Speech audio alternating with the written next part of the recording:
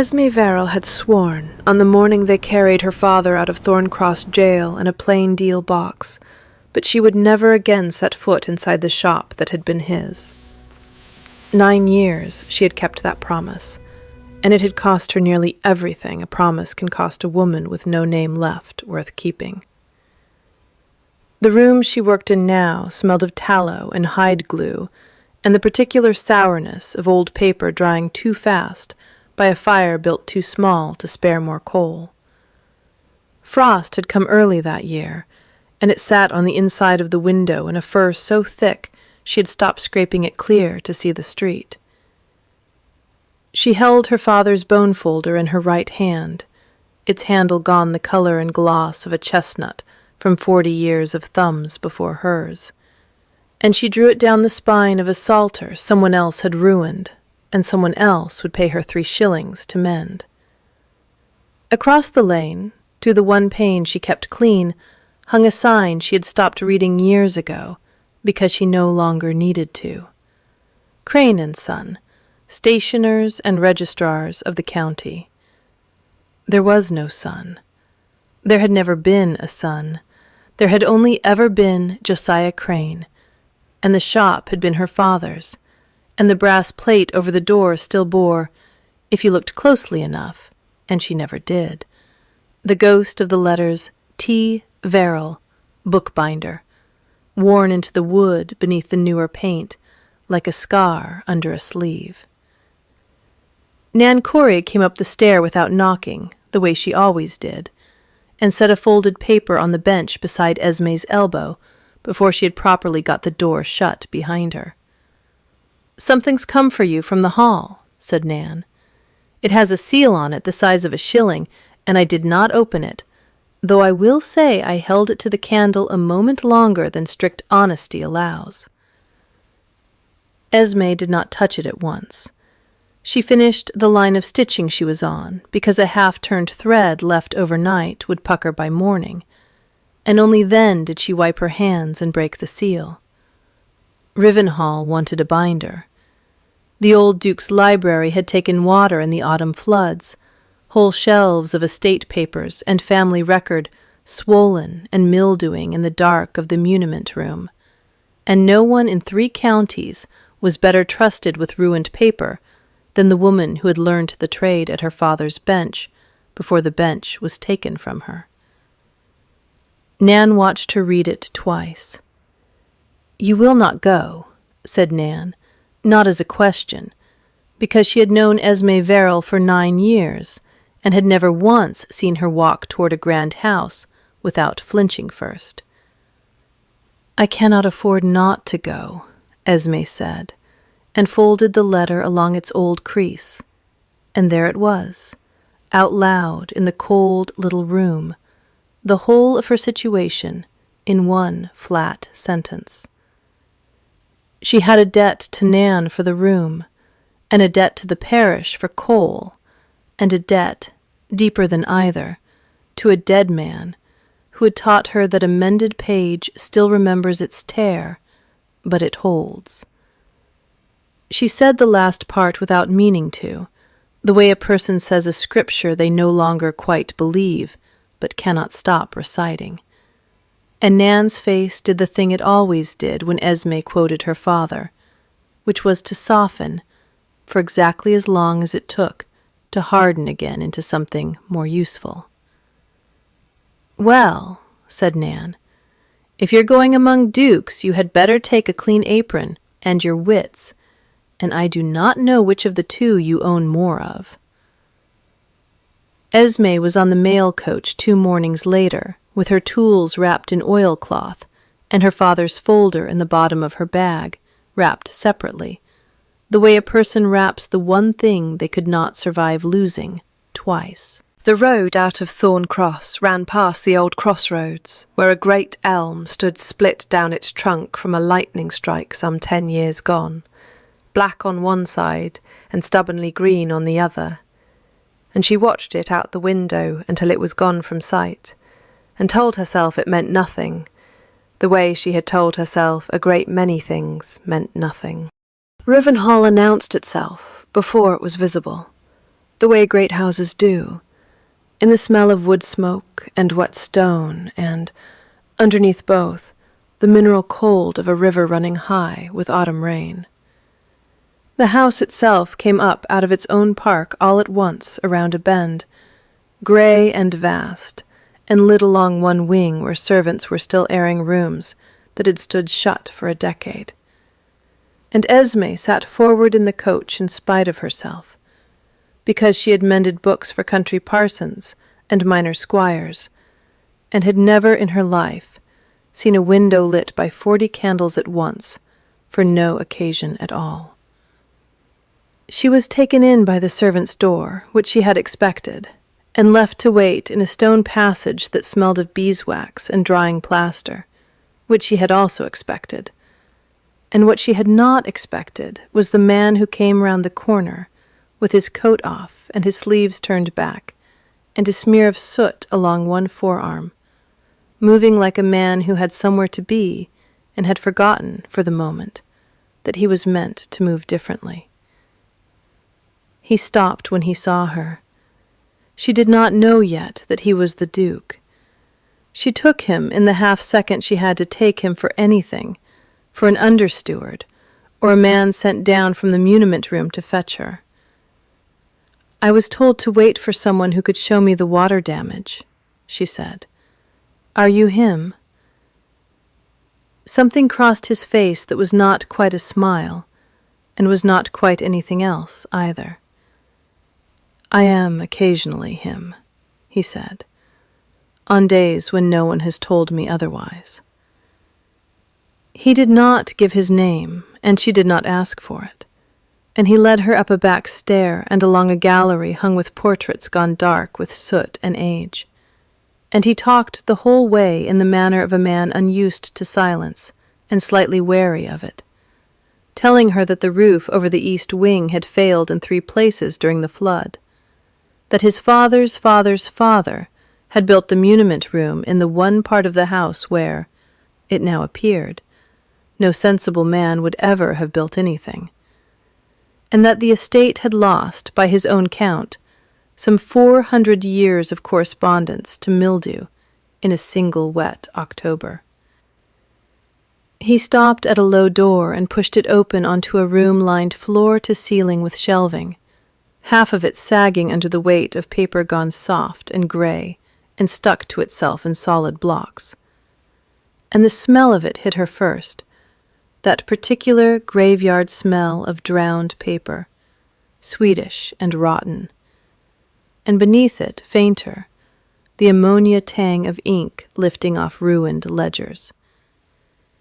The east wing does, apparently, improve with weather it was not built to survive, he said, and there was the dry thing again in his voice, and she understood, a beat too late, that it had been a joke, offered once and not repeated, the way a man offers something he does not expect to have taken.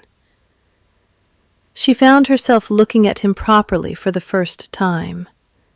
He had the look of someone carrying more than he let show in his shoulders, and a ring on his smallest finger that he turned, she noticed, without seeming to know he did it, round and round while he talked. "My name is Julian Ash," he said, when the silence had gone on a beat too long to be comfortable.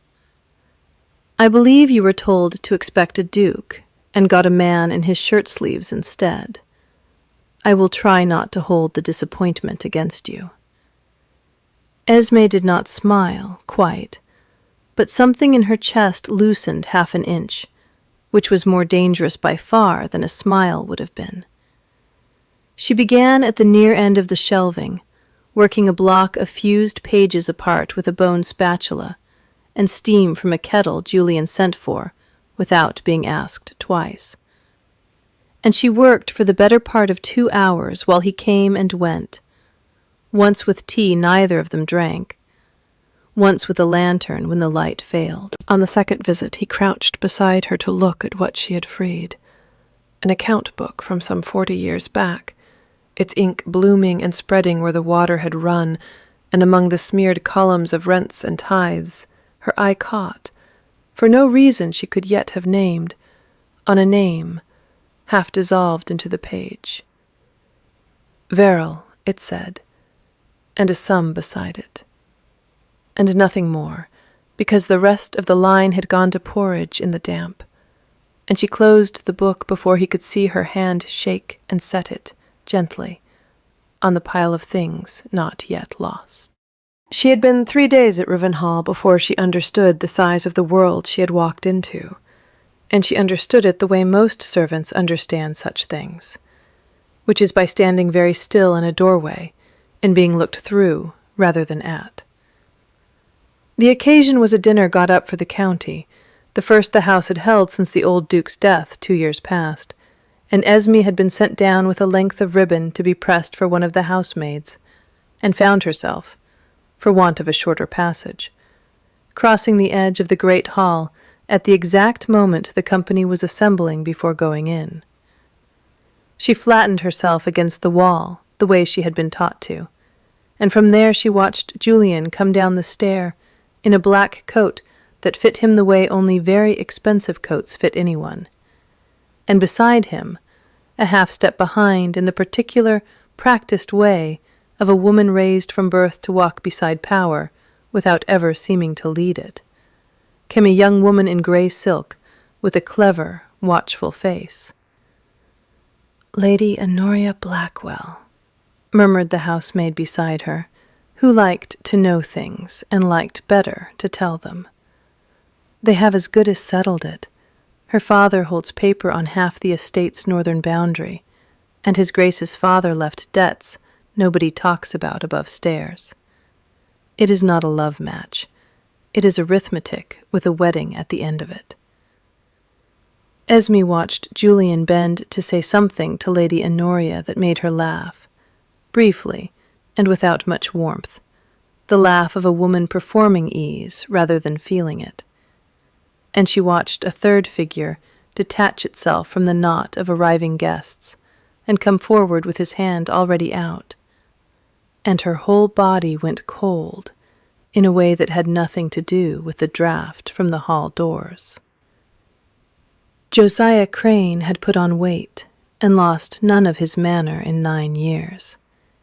He wore his good coat and his registrar's chain of office, and he bowed over Lady Honoria's hand with the particular, unhurried courtesy of a man who has never once in his life been made to wait for anything he wanted. "His Grace," he said, his voice carrying easily across the stone floor, "the county owes your father's memory a great debt for the order he left behind him, and I flatter myself I have kept the books as he would have wished them kept." Julian's face did the thing faces do when they are being polite to someone they have not decided whether to trust, and he said something Esme did not catch, and then the whole party moved through into the dining hall, and the doors closed, and she was alone in the passage, with her pressed ribbon, and her heart going like a fist against a locked door. She did not go back to the muniment room that night. She went instead to the small chamber she had been given under the eaves, and sat on the edge of the narrow bed with her father's folder turned over and over in her hands, until her thumb found the 2 letters cut into the bone, worn nearly smooth now, and she said, to no one, the sentence she had not said aloud in 9 years. "He is here. He is in this house, at that man's table, and no one in it knows what he is." It was Julian who found her the next morning, before first light, in the muniment room an hour before she was expected, working by a single candle because sleep had not come and work had seemed the honester way to spend the dark. He did not ask why she was there so early. He set down 2 cups of something hot and said instead, "You have the look of a woman who did not sleep on my account, and I would rather know if I am the cause than guess." She told him then, not everything, but enough, that her father had kept books for tradesmen in Thorn Cross, that there had been a debt, and a jail, and a box carried out on a cold morning, and that she had not set foot in the shop that had been his for 9 years, because it belonged now to another man. She did not say the name. She found she could not yet, the way a person cannot touch a burn the moment after the fire. Julian did not press her for it. He only sat with the silence a while, turning the ring on his smallest finger, and said at last, low, "I am sorry for it, whatever it was. And I am sorrier still that I cannot tell, from the little you have given me, whether it is finished." "It is not finished," Esme said before she could stop herself, and then, because the words had already left her and there was no calling them back, she added, "I do not think it will let itself be finished until someone makes it so." The dry weather held through the whole of that month, an unseasonable cold snap that cracked the ground and set the servants grumbling about the well running thin, and into it, on a morning bright and hard as glass, Julian found Esme in the long gallery, with an armful of estate correspondence she had carried up to sort by window light, and he fell into step beside her, the way he had taken, without either of them quite naming it, to doing most mornings. "I have a confession," he said. "My mother arrives on Thursday, and she will ask you a great many questions designed to sound like small talk, and will mean every one of them as an examination." Esme did not look up from the letter she was flattening under a weight. "Should I be afraid," she asked, "of a woman I have not met?" "You should be exact," he said. "She forgives almost nothing so readily as precision, and almost nothing so slowly as charm." The Dowager Duchess arrived that Thursday in a traveling coach with 4 horses, and a manner that filled a room before her body had finished entering it, and she found Esme in the muniment room within the hour, and stood in the doorway with her stick planted, and her eyes moving over the girl the way a buyer's eyes move over a horse whose teeth have not yet been checked. "So you are the binder my son writes to me about," she said. "He does not write to me about servants as a rule." "I did not know he wrote to you about me at all," Esme said, which was true, and which the Dowager seemed to find, briefly, more interesting than she had expected to. "What is your father's trade, girl?" the Dowager asked, and Esme felt the question land the way a stone lands in still water, rings spreading long after the stone itself has gone under. "My father is dead," she said. "He was a bookbinder." The Dowager's eyes went, for one unhurried moment, to Esme's hands, chapped and stained and sure, and then away again, and she said nothing further on the subject, which Esme understood, correctly, to be its own kind of verdict. It was 3 days later, in the same room, that the debt Julian had spoken of at the beginning made itself concrete at last. He came to her with a leather portfolio under his arm, and a look on his face she had not yet seen him wear, and he set the portfolio down on the sorting table, and did not open it at once. "My father left this estate encumbered in ways I am only now finding the bottom of," he said. "There is a debt against the northern land, held jointly by Lord Blackwell and by the county registrar's office, and it falls due at Michaelmas. And if it is not settled, the northern tenants lose their leases, and I lose, along with them, the last argument I have against a marriage I have spent 2 years finding reasons to delay." He looked at her then, directly, in a way that made the room feel smaller than it was.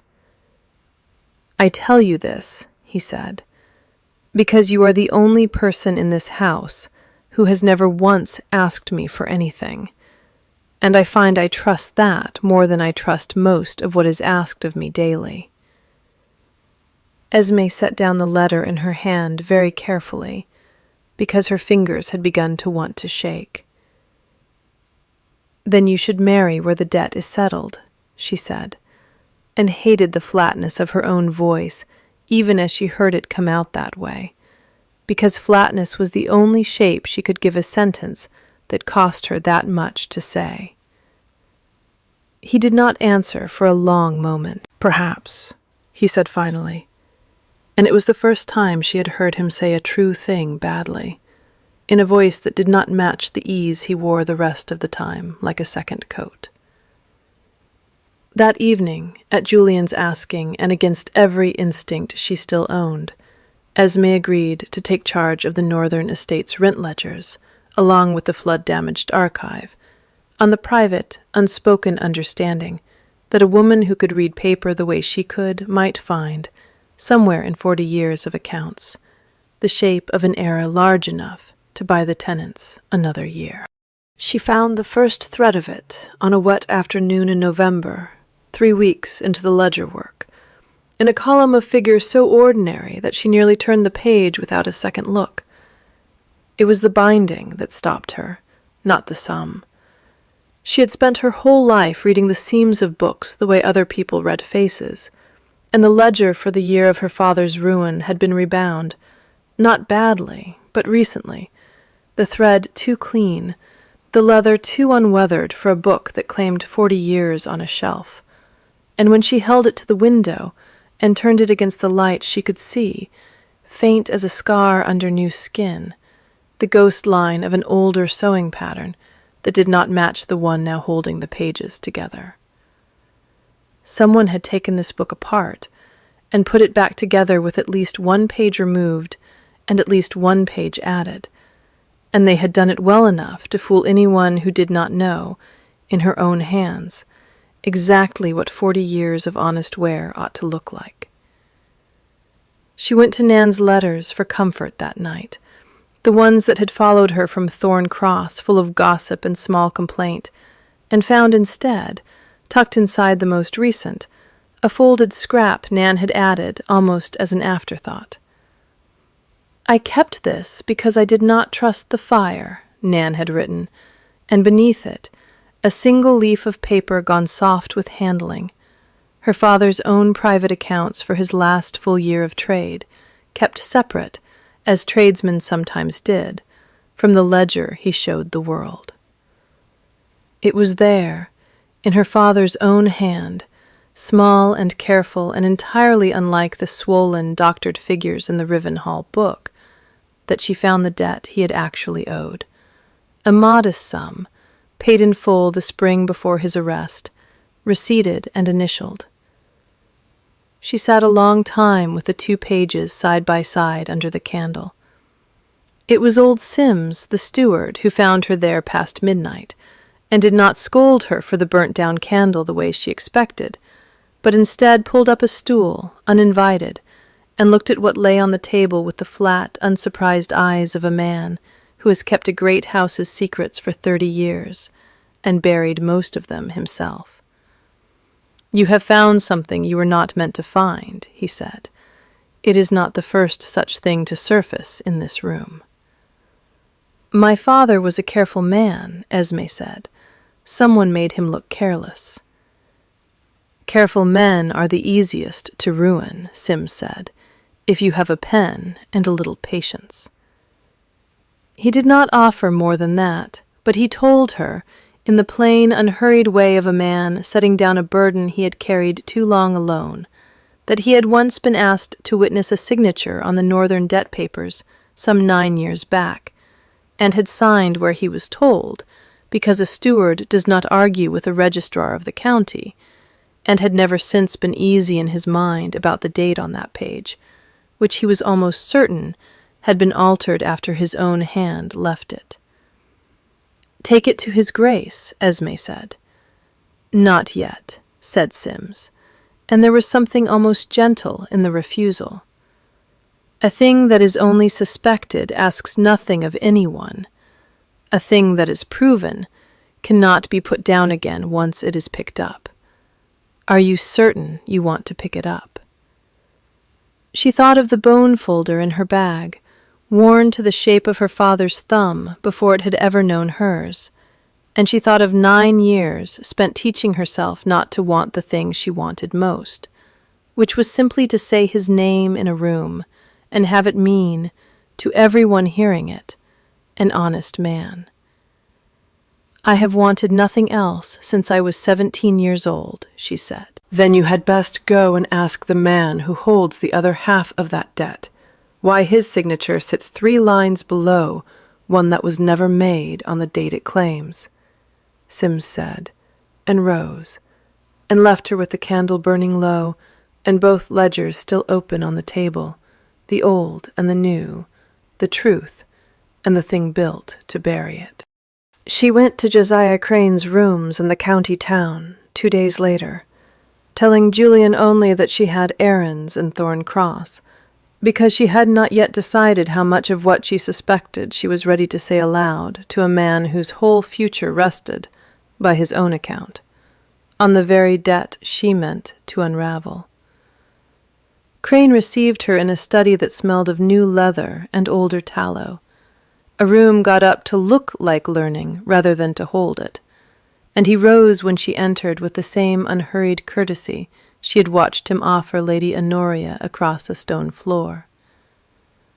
"Miss Verrill," he said, as though the name cost him nothing at all to speak, which told her more than anything else could have, that he had known precisely who she was from the moment she first crossed his old shop's threshold in her father's stead. "I confess I wondered how long it would take you to come and see me." She did not sit when he offered the chair. "I have been reading the Northern Ledgers," she said. "There is a discrepancy in the year my father was taken up for debt." Crane's face did the thing his face always did, the smile arriving half a second before it reached his eyes, and lingering half a second after it had left them, a courtesy worn so long it had become indistinguishable from feeling. "Discrepancies are the natural condition of old paper," he said.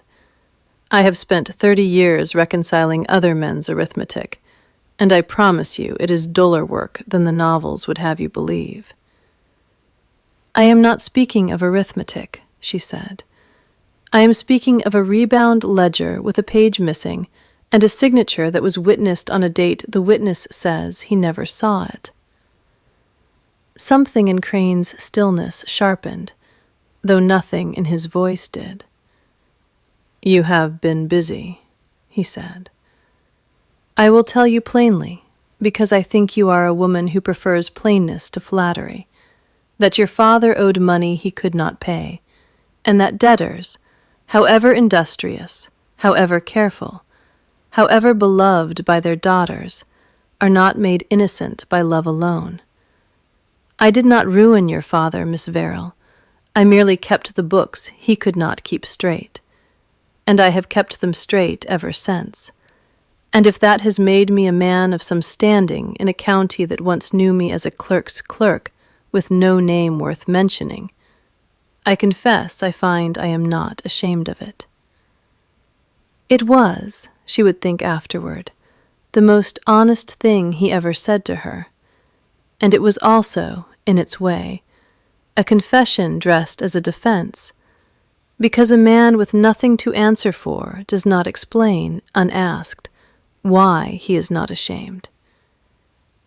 "My father paid that debt in full the spring before he was taken," she said, and set her father's private page on the desk between them. Not the original, she was not fool enough for that, but a careful copy in her own hand. "I have the receipt in his own writing." Crane looked at it for a long moment, and something moved behind his eyes that was not quite fear, and was not quite nothing, gone again before she could be certain she had seen it at all. "Then someone ought to show it to a magistrate," he said evenly. "And I would remind you, since you seem a stranger to how these things proceed, that I am the county's registrar, and any such matter would, in the ordinary course of things, pass first across my own desk." He rose then, unhurried, and walked her to the door himself. And at the threshold he paused and said, in a voice gone suddenly and briefly quiet, "You have your father's eyes for a seam that does not sit true. It is, I imagine, a hard thing to have inherited." She did not answer him. She went back to Rivenhall with the copy still folded against her ribs like a coal carried too close to catch. And it was only that night, laying the true page and the false one side by side under Julian's candle at last, that she saw what her hands, trained for 9 years to feel rather than to look, had known before her eyes caught up. The forged entry was written in a hand that had tried, and almost succeeded, to disguise itself as her father's, but had failed in one particular, the crossing of a single letter, a habit of Josiah Crane's own hand that she had seen 100 times on shop receipts before she was 10 years old, and had simply never had cause, until that moment, to recognize as evidence. The house learned of it before Esme had decided how she meant to tell it. That was the cruelty of the timing, and she understood afterward that it had likely not been chance at all, that Crane, having measured her once across his own desk, had judged correctly that the surest way to bury a truth was to let it surface in the ugliest possible room. It happened at a card party, got up for Lady Honoria's aunt. Half the county assembled in the long drawing-room, and Esme had come down only to return a book to Julian's library, and been caught, mid-passage, by Crane's voice pitched to Carrie. "Miss Verrill," he said from across the room, and every head turned, because a registrar of the county does not address a hired binder by name in company without meaning to be heard. "I understand you have been circulating a document purporting to concern my office. I would hate for anyone here to labour under a misapprehension as to its nature. It is, I am sorry to say, a forgery, produced, I can only assume, out of an old grief, that does its owner no discredit, but does her judgment none of the favours she deserves." The room went very quiet, in the particular way rooms go quiet when they smell blood and are too well bred to say so. Esme felt every eye in it, and felt, beneath that, something colder, which was the sudden clear understanding that Crane had not come to argue the ledgers at all, but to make certain that whatever she said next would be heard as the ravings of a bitter orphan, rather than the testimony of a woman who could read a forged seam better than any man in the county. "It is not a forgery," she said, and her voice came out steadier than she had any right to expect. "It is my father's own hand, kept safe for 9 years by a woman who trusted it more than she trusted fire." "Then bring it before the bench," Crane said, mild as milk, "and let the bench decide whose hand it is, though I would remind the company that the bench in question sits, as it has these 6 years, under my own clerking, and I do not think it unreasonable to observe that a grieving daughter's memory of her father's writing is not, in the eyes of the law, quite the same thing as proof."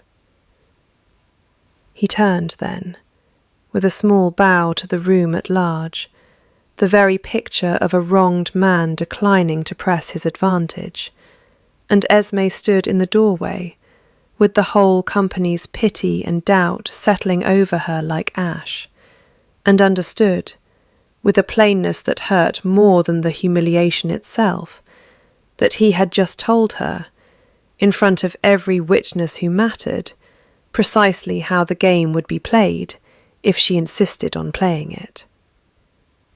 Julian found her an hour later in the cold of the terrace, where she had gone because she could not bear the drawing-room's particular silence a moment longer. "I am sorry," he said. "I should have been in the room." It would not have changed what he said, she answered. It would only have changed who watched me hear it. He stood beside her at the balustrade a long moment, turning the ring on his finger, and when he spoke again, his voice had a roughness in it she had not heard before. "There is a thing I have never told you," he said. "When I was 21, newly come into an allowance and no sense at all, I overheard my father and Crane in this very house, arguing low over some northern account, and my father said, plain as anything, that he did not like the shape of a debt Crane had brought him to sign. I heard it. I was young and thought it none of my business, and I let it go, and I have thought of it perhaps twice a year since, always with the same small, comfortable relief that it had turned out, so far as I ever heard, to be nothing. It was not nothing." Esme looked at him for a long moment in the dark. "Why are you telling me this now?" she asked. "Because I let a silence sit for 9 years, out of nothing better than convenience," he said. "And I watched you today pay, in one drawing room, for every year I did not spend asking a single honest question. I do not know how to make that right. I am not certain it can be made right. But I am done being convenient about it." She did not answer him. She only stood beside him at the cold balustrade, with the whole house lit gold behind them, and the northern fields black and silent below. And somewhere in the dark, unseen, the old elm at the crossroads stood split and stubborn against a sky that had begun, very quietly, to gather itself toward a storm. The dowager sent for her the next morning, and Esme went expecting judgment, and found instead a woman seated very upright by a cold hearth, with a shawl she did not need, and a look on her face Esme had not seen there before, which was uncertainty, worn awkwardly, like a coat borrowed from someone smaller. "My son tells me you mean to bring an accusation against the registrar of this county," the dowager said. "I would have you know that I have known Josiah Crane 30 years, and I would have called him, until this week, the most reliable man in it." "Then you understand better than most what it costs to be wrong about a reliable man," Esme said, and the dowager's mouth tightened, not with anger, Esme understood after a moment, but with something nearer to recognition. "There is an easier road than the one you are walking," the dowager said. "I have taken the liberty, this morning, of speaking with Mr. Crane myself. He is prepared, I am told, to settle the northern debt quietly, to make some private provision for you, a sum, a small annuity, enough that you need never again wield a bookbinder's awl for your bread, if the matter of the ledger is allowed to rest where it lies. It is not an ungenerous offer." Esme sat with that a long moment, and felt, beneath the offense of it, a colder and more useful anger settle into place. "It is a very generous offer," she said, "for a lie. It buys my silence and calls it kindness, and it leaves my father in his grave with a debtor's name on him that was never rightly his, and it leaves your registrar free to do to some other man's daughter what he did to me, because no one with the standing to stop him ever thought the truth worth what it cost to tell it." She stood then, though she had not been given leave to. "I did not come to Rivenhall for an annuity, your grace," she said. "I came to mend paper, and I have found, underneath the paper, a truth I did not go looking for, and cannot now set down again unread. I would rather starve honest than eat well on a settlement built over my father's grave." She left the room before the dowager could answer, and did not see, because her back was already turned, The older woman's face softened into something that was, for the first time in that whole encounter, entirely without armor. It was Julian who came to her that afternoon with the harder offer, dressed as kindness, the way the worst offers always were. "I have spoken to my mother," he said. "I have also spoken to Lord Blackwell, who tells me plainly that if this matter goes before the county in open scandal, he will not renew the northern debt, regardless of its outcome, and the tenants lose their leases at Michaelmas, whether Crane is proven a forger or a saint. He is asking you, and the asking clearly cost him, to consider waiting until after Michaelmas, until the debt is resettled and the tenants are safe, and I have found some way to manage Crane's removal that does not burn the whole estate down around it." Esme looked at him a long moment, and understood, with a grief that surprised her by how quietly it arrived, that he meant it kindly, and that kindness, offered at the wrong moment, could cut as cleanly as cruelty ever had. "You are asking me to wait, again," she said, "the way I have waited 9 years already, so that everyone whose comfort depends on my silence may go on being comfortable a little longer.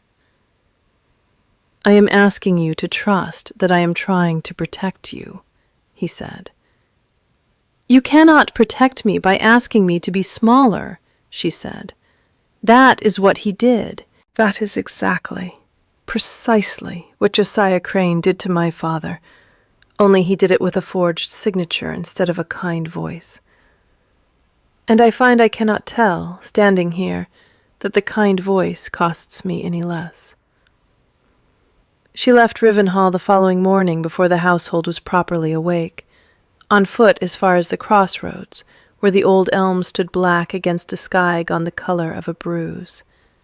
And she did not look back at the house behind her, though she thought, long after, that if she had, she might have seen a light burning in a window that had not been dark all night. She was 3 days back in Thorncross, in the cold little room above Nan's shop, with her tools laid out unused, and her father's folder turned over and over in her hands, when Nan came up the stair with a letter that had followed her from Rivenhall by a rider who had, by Nan's account, nearly foundered his horse getting it there. It was not from Julian. It was from Sims. 4 lines in a steward's careful hand, saying only that His Grace had called for the county bench to sit at Rivenhall itself, in the great hall, on the coming Thursday, on a matter touching the northern debt, and that Miss Verrill's presence was requested, though the word requested Sims had underlined once, lightly, as though to tell her it was not truly a request at all. Nan sat with her a long while that evening, mending by the same fire Esme had worked beside the morning the first letter came, and it was Nan, in her own dry way, who said the thing Esme had not let herself say. "You went there to mend paper," Nan said, "and you have gone and found a truth instead. And now you are sitting up here sulking because the truth turned out to want more of you than a torn page ever did." "I am not sulking," Esme said. "You are," said Nan, "exactly as your father used to, when a binding would not lie flat no matter how he pressed it, and he would sit and glare at it as though glaring were a kind of glue. Go to Rivenhall, girl. You did not spend 9 years keeping a page safe from the fire so that you could leave it folded in your pocket the 1 week it mattered." Esme rode to Rivenhall on the Thursday, with the storm that had been gathering all week finally breaking over the road in sheets, and arrived soaked through and shaking to find the great hall already filling, tenants and tradesmen and half the county's better families seated on benches brought in for the purpose, and at the far end, on a raised dais before the old fireplace, a long table set with papers, and behind it, Josiah Crane, in his registrar's chain, composed, unhurried, a man entirely at his ease, in a room he had spent 30 years learning to command. Julian found her at the door, before she had gone 3 steps into the hall, and there was something in his face, relief and grief both, that told her he had not been certain she would come at all. "I did not think he would forgive me quickly enough to be here," he said. "I have not forgiven you," she said, low, so only he would hear it. "I have simply decided that the truth matters more than my being angry at the man who was slow to help me tell it." He looked at her a long moment, and something in his shoulders eased, the smallest fraction, the way a rope eases when a knot finally gives. "Then let us go and tell it together," he said, and led her up the length of the hall, past faces she half recognized, and faces she did not, to the table where the Northern Ledger and her father's own kept page lay already side by side, waiting, and where Josiah Crane rose to greet her with a bow exact enough to be its own kind of insult. "Miss Verrill," he said, pleasantly, for the whole room to hear, "I confess I did not expect the county bench to be troubled twice in 1 month by the same grief dressed up as evidence. Twice may prove once too many for comfort," Sims said, quietly, from where he stood at Julian's shoulder, and it was the driest thing Esme had ever heard the old steward say, and it did not raise a laugh, because the room was not built that evening for laughing. But she saw the corner of Julian's mouth move all the same, one small private thing held between them in a hall full of strangers, before the Duke stepped forward, and the bench, such as it was called to order. Julian did not sit. He stood at the head of the table with the storm still hammering the windows behind him, and told the room, plainly, without ornament, that a discrepancy had been found in the Northern ledgers touching a debt 9 years settled and long believed closed, and that the woman who had found it had earned, by trade and by blood both, the right to lay it before them herself. Esme set the 2 pages on the table, her father's own hand and the doctored entry both, and read them aloud, because Sims had told her once, and she had not forgotten it, that a thing heard by everyone at once cannot afterward be argued into 2 different things by 2 different mouths. She read her father's receipt first, plain, small, exact, a sum paid and a debt discharged the spring before his arrest. Then she read the false entry beside it, the sum inflated, the date altered, and she held up, last, the crossed letter that had betrayed its maker. "This letter is crossed in a hand I have known since I was a child, taking receipts across a shop counter for my father," she said, into a hall gone utterly silent but for the storm. "And it is not my father's hand. It is the registrar's." Crane's composure did not break all at once. It broke the way ice breaks, a single crack first, nearly silent, and then all of it, everywhere, together. He came round the table faster than a man his age and standing ought to have moved, his hand going for the false ledger where it lay closest to the candle, and for one terrible instant Esme thought he meant to have it into the flame before anyone could stop him. And it was Sims, quick as he had not looked capable of being in 30 years, who caught his wrist and held it there, inches from the fire, while the whole hall watched a careful man's carefulness finally fail him in front of everyone he had spent a lifetime being careful for. "Let it be entered plainly," Julian said, into the ringing quiet that followed. that the registrar of this county attempted, before this bench, to destroy evidence laid lawfully upon this table. Crane straightened, his hand released, his chain of office suddenly looking, on him, like exactly what it was, a weight rather than an honor.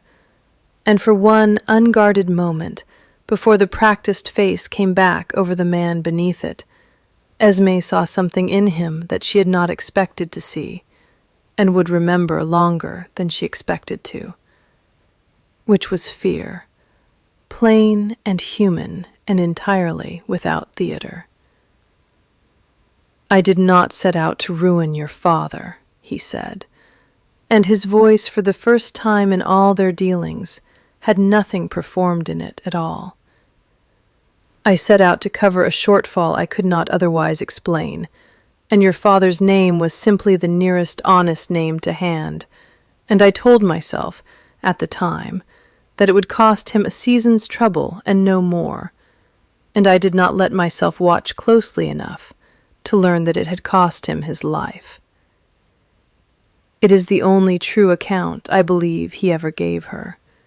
And Julian, watching it land, turned to the table and lifted a single sealed document from among the papers there, and held it out, not to the clerk of the bench, not to his own steward, but to Esme, in front of the whole assembled hall.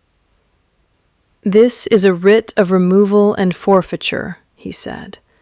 "It strips Josiah Crane of his office and his commission, and it refers the matter of forgery to the assize, where the penalty, as you may know, does not stop at disgrace. It is within my gift to sign it myself. I am giving it instead to you, because the wrong was done to you and to your father, and I will not have it said that a duke settled another man's account without asking the injured party what settlement she wanted." The whole hall watched her take the pen, and Esme stood a long moment with it in her hand, and the writ of ruin spread open before her, and Josiah Crane standing very still across the table, no longer composed, no longer unhurried, a man for the first time in her whole knowledge of him, with nothing left to perform. She thought of the box carried out of Thorncross jail on a cold morning. She thought of 9 years above a cold room mending other people's paper for 3 shillings a book. She thought, too, though she had not expected to, of the fear she had seen cross his face in the instant before Sims caught his wrist. The fear of a man who had built a whole life on a lie and had just watched it come apart in front of the only people whose good opinion he had ever truly wanted. "A mended page still remembers its tear," she said, quietly, not quite to the room, and not quite to herself. "But it holds, if it is mended honestly, and not simply hidden under new binding." She set down the writ of ruin unsigned, and asked, instead, for a fresh sheet, and wrote upon it, while the hall waited in a silence so complete she could hear the rain still working at the windows, the terms she would accept in its place. That Josiah Crane resign his office that hour, and never again hold commission in the county. That he sign, before witnesses, a full confession clearing Thomas Verrill's name from every book and record that had ever borne the false debt, to be entered in the parish register beside her father's burial, so that anyone who ever searched his name again would find the truth beside it. That the shop and the plate above its door be restored to her, free of any claim, as the nearest restitution that could be made for what had been taken. And that he leave the county within the month, and never return to it, to live the rest of his days somewhere his name meant nothing to anyone. "I am not signing your ruin," she said, laying down the pen at last, and looking at him directly for what she understood would be the final time. I am signing your account closed. There is a difference, and I have decided I would rather be the kind of woman who knows it than the kind who does not. Crane looked at the paper a long moment, and something moved through him that was very nearly gratitude, and too proud even then to fully become it, and he said only, low, "You have your father's hands, and, I think now, something better than his luck," and signed where she showed him, his own hand steady at the last, as though signing away everything he had built were the one clean act left available to him. It was the dowager who rose then, unbidden, into the murmur that followed, and silenced the hall with nothing more than the fact of her standing. "I have known Josiah Crane 30 years, and called him reliable," she said. "And I called this same girl, not a fortnight past, unsuitable, and I have been entirely wrong about both, and will say so once, here, before the county, because a woman my age has learned that an apology withheld for pride is worth exactly nothing to the person who has earned it." Lady Honoria, seated near the front in grey silk, rose next, and said simply that she had once heard Josiah Crane speak carelessly of a debt at a card table 2 winters past, and had thought nothing of it at the time, and wished now, publicly, that she had thought a great deal more, and that she released Julian, freely and without grievance, from any understanding his family and hers had ever entertained, because a match built on arithmetic had no business standing in the way of one built on anything truer. Crane was gone from the hall within the hour, his chain of office left folded on the table where Esme's terms had been signed, and the storm broke apart into a thin, clean rain not long after, and the great hall emptied slowly, tenant by tenant, family by family, until only a handful remained by the dying fire. Julian found her afterward, on the same terrace where she had stood the night the room had turned against her, and the rain had washed the whole part clean, and the air smelled, for the first time in weeks, of wet earth rather than frost. "I owe you an apology longer than the one I gave you on this same spot," he said. "I asked you to be smaller so that I could manage things comfortably, and I have thought of little else since you left. I am not asking you to forgive that quickly."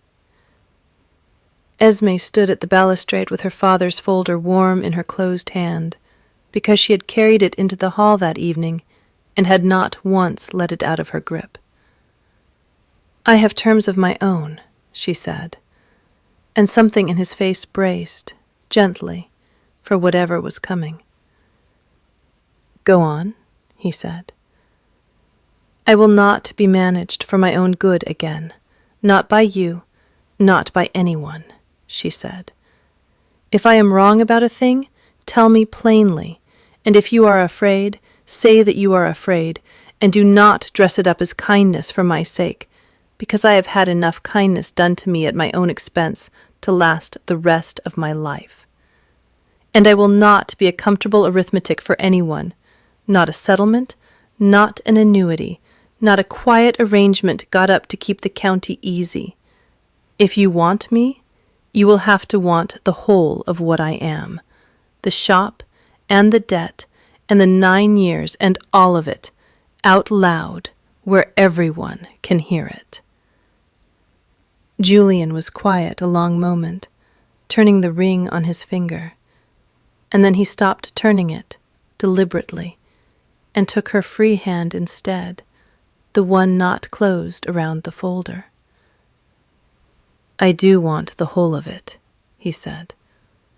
"I have wanted it, I think, since a woman in a cold passage told me plainly she was not the person I had assumed she was, and I have spent every day since learning how much I still had to learn about wanting anything honestly. "I love you," he said, plainly, without ornament. The way she had taught him plainness was worth more than charm. And I am done being convenient about that, too. It was not a grand thing, the wedding that followed some weeks later, small and quiet in the parish church at Thorncross, rather than the county cathedral the dowager had first proposed, with Nan seated in the front pew in her good bonnet, weeping without the faintest attempt at dignity, and Sims standing witness, with a face that worked hard and largely failed to stay composed, and the shop across from Nan's window, newly reglazed, its old sign taken down and a new one hung in its place. T. Verrill and Daughter, bookbinders. The letters cut deep enough this time that no coat of paint would ever again hide them. A year turned before the story properly settled into its new shape, and it settled on a cold, bright morning, much like the one it had begun on.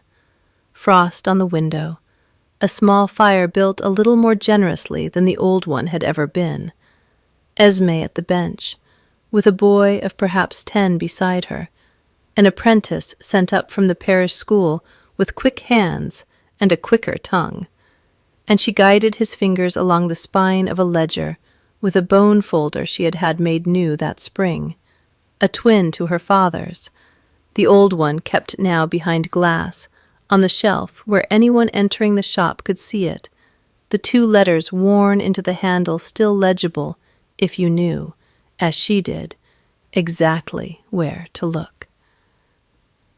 Julian came in from the cold with snow on his shoulders, and the particular unhurried ease of a man who no longer needed to hurry toward anything. And he set a parcel on the counter and said, with the driest face he owned, that the east wing of Rivenhall had once again improved with weather it was not built to survive. Esme, without looking up from the boy's hands under hers, said that some things, apparently, never did learn to hold against the damp, and some things, mended honestly, held forever.